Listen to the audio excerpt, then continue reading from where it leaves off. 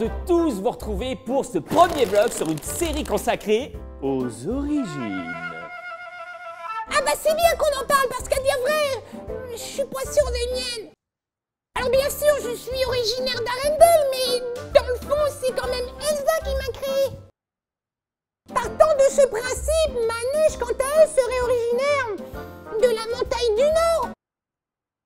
Donc, je suis de quelle origine? Écoute, je voulais pas te couper dans ton élan sur la quête de tes origines, mais en réalité, c'est pas vraiment de ces origines-là dont on parle.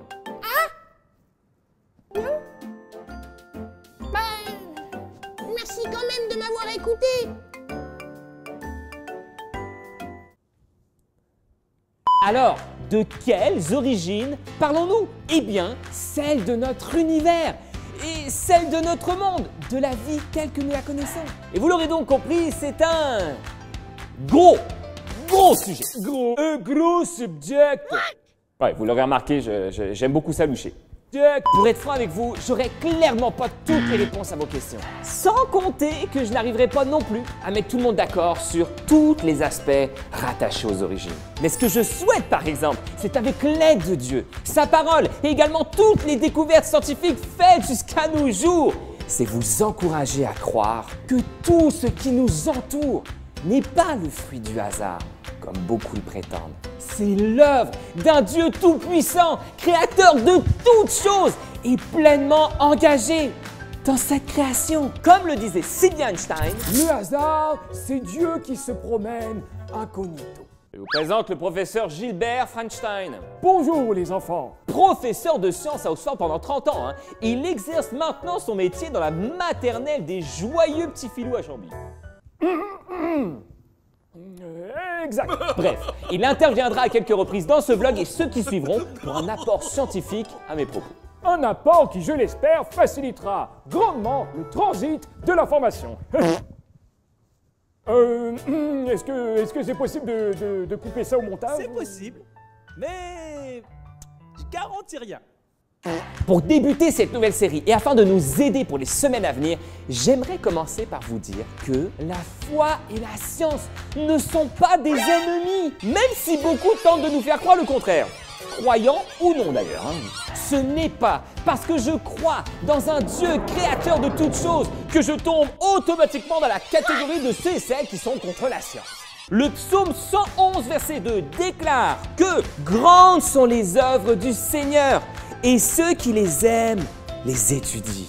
Et à ce sujet, Louis Pasteur, célèbre scientifique en microbiologie, ajoutera « Un peu de science nous éloigne de Dieu, mais beaucoup nous y ramène. » Plus nous regardons et étudions le monde qui nous entoure, plus nous sommes obligés d'admettre que croire au hasard semble bien plus fou que de croire que quelqu'un est véritablement en arrière de tout ça. Maintenant, il me faut quand même préciser quelque chose d'autre de très important. À la base, la Bible n'est pas un livre scientifique. Ça veut dire que je ne peux pas lire la Bible, et particulièrement Genèse 1 et 2, de la même manière que je lis un livre de science ou encore une revue scientifique.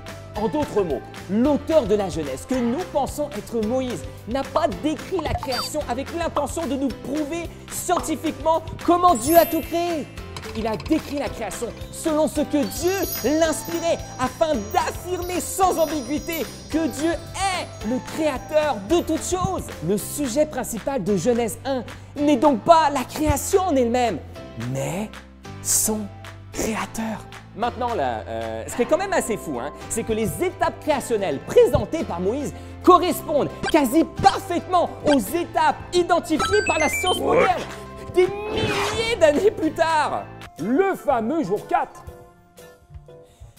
Le fameux jour 4. Alors que la science tente de comprendre le où, quand, comment de nos origines, la Bible nous révèle le qui et le pourquoi de ces mêmes origines. Nous ne devrions donc pas avoir peur de la science, nous devrions simplement la prendre pour ce qu'elle est. Un outil imparfait, pas toujours exact et en constante évolution qui nous aide à mettre des mots sur le monde qui nous entoure. Prenons un exemple simple. Nous savons aujourd'hui que la pluie est le résultat de l'évaporation de l'eau terrestre qui, éventuellement, sous la pression et la température, se condense sous forme de gouttelettes d'eau. La pluie, phénomène naturel régi par des lois naturelles. En Matthieu 5, verset 45, Jésus déclare que c'est Dieu qui fait pleuvoir sur les justes et les injustes. Est-ce que Jésus se serait trompé? Non! Nous acceptons tout simplement ces deux affirmations comme étant vraies. Pourquoi? Car nous croyons que les phénomènes naturels tels que la pluie ont tous été ultimement créés par Dieu, même si la science nous aide à mieux les comprendre. Est-ce qu'on aborde maintenant la question de Genèse 1? Oh! Ah! Oh! Tu veux dire si Dieu a véritablement créé toute chose En 6 jours. Ouais. D'ailleurs, on parle de 6 jours, hein, parce que rappelez-vous que le 7e jour, Dieu se reposa de tout ce qu'il avait créé. Mais on y reviendra. Qu'est-ce que vous en pensez, vous? 6 jours comme 6 jours de 24 heures? Ou 6 jours comme autre chose que 6 jours? Je sais pas trop. 6 jours, ça sonne comme 6 jours, non?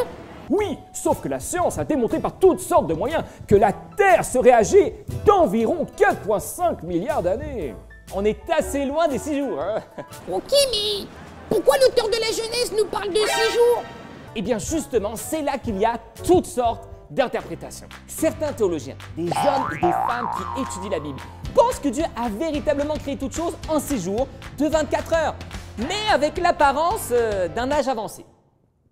Un peu comme si j'étais né bébé, mais avec un look d'un papy de 90 ans. Quoi? Oui, bon, je sais, le bébé me ressemble, mais ce n'est que physique. Qu'une chimie là-dedans. D'autres encore parlent des jours comme des périodes, et non des journées de 24 heures. Partant de ce principe, les jours mentionnés en Genèse 1 auraient pu durer des milliers d'années. Ce qui collerait entre autres avec beaucoup de découvertes scientifiques faites à ce sujet. Exact! Mais qui a raison? Qui a tort? Eh bien, je pense que la réponse est... Peu importe!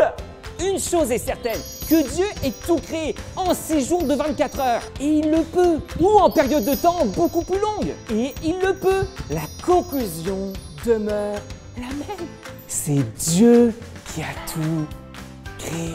Maintenant, je suis pas en train de vous pousser vers ce que j'appellerais la paresse intellectuelle.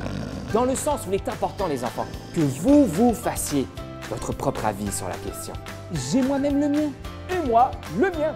En résumé, et peu importe ce que vous choisirez de croire, rappelez-vous que la science n'est pas une ennemie de la foi, que la Bible n'est pas un livre de science, et que peu importe la manière dont Dieu s'est créé, il n'y a pas de création sans créateur. Que la foi, que Dieu soit avec vous. Jeune padawan chrétien.